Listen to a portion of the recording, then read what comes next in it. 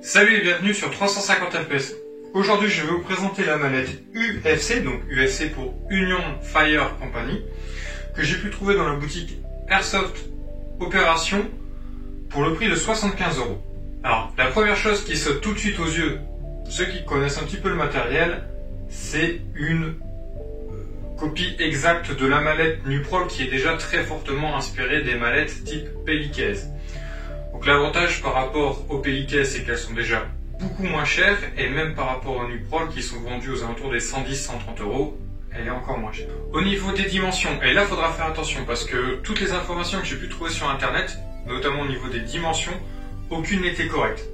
La dimension qui est donnée pour la mallette en longueur, c'est 103 cm. Or, je viens de la mesurer, elle fait 110 cm de long. La hauteur, ça correspond, 40 cm pour 38 annoncés. Et en profondeur, là on est sur 15 cm, ce qui est exactement la même chose. Sur la longueur, on va retrouver 4 loquets vous permettant de fermer la mallette. On va également avoir une très large poignée et on peut compter un grand nombre de renforts, donc vraiment il n'y a pas de souci que ça lâche rapidement.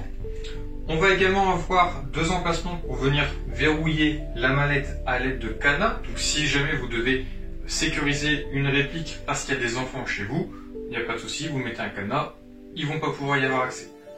Et on ne verra pas sur la vidéo, mais on a également une petite valve qu'on peut ouvrir ou fermer si jamais vous venez à prendre l'avion avec celle-ci pour éviter un différentiel de pression, ce qui ferait gonfler ou pas la mallette. Une autre poignée large, mais également 2 roulettes, ce qui va vous permettre un transport beaucoup plus facile, notamment lorsqu'il y a du poids dedans. Déjà elle pèse 5,5 kg, mais dès qu'on va rajouter une réplique ou 2, puisqu'on a la possibilité de placer jusqu'à 2 répliques dedans, ou bien du matériel, enfin elle va vite prendre beaucoup de poids. Donc c'est vraiment sympa de pouvoir simplement la transporter en la faisant rouler à terre. Quand on ouvre la mallette, déjà on a une très large superficie, 100 cm au plus long, sur 33 cm et demi au plus large. Alors quand je dis au plus long et au plus large, c'est parce que les sites vous annoncent 98 cm, c'est en prenant à partir de ce point-ci. On va également avoir le joint d'étanchéité qui fait le tour de toute la mallette. Et on peut noter d'ailleurs les charnières qui sont renforcées grâce à une très large tige en métal. L'intérêt d'avoir une telle superficie, c'est la possibilité de mettre une réplique avec tous ces accessoires.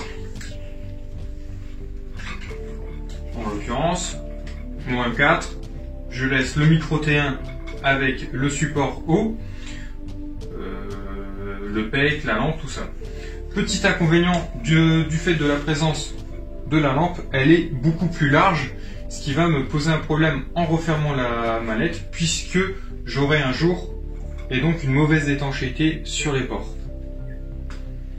Mais l'intérêt d'une telle dimension, c'est que si je retire mon optique, voilà, à la rigueur je vais également retirer la sangle, je vais pouvoir placer une seconde réplique. Et là, il n'y a toujours pas de souci.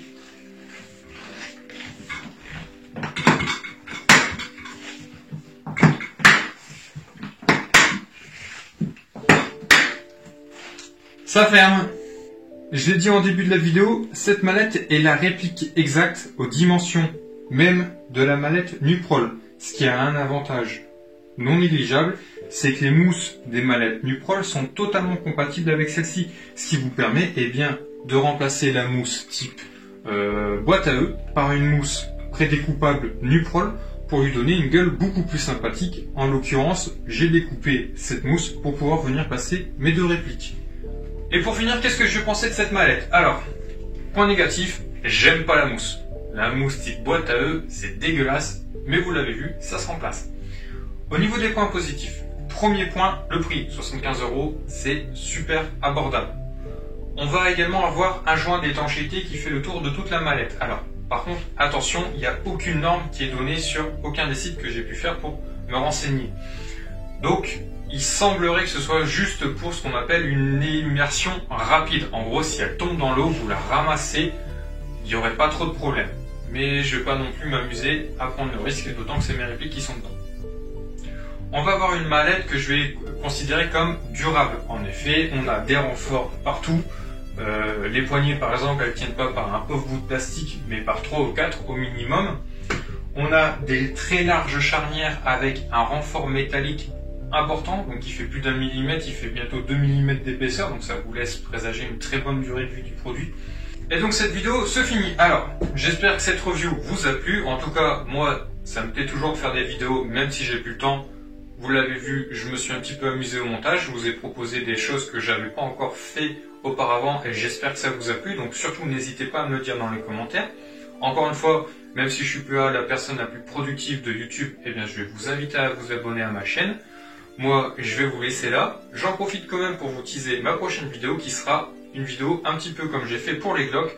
Cependant, j'ai quelques difficultés. J'essaye de trouver quelqu'un qui pourrait me mettre à disposition du matériel. Donc, je cherche, mais elle est déjà écrite. Moi, je vais vous laisser là. Donc, sur ce, à plus et visez juste!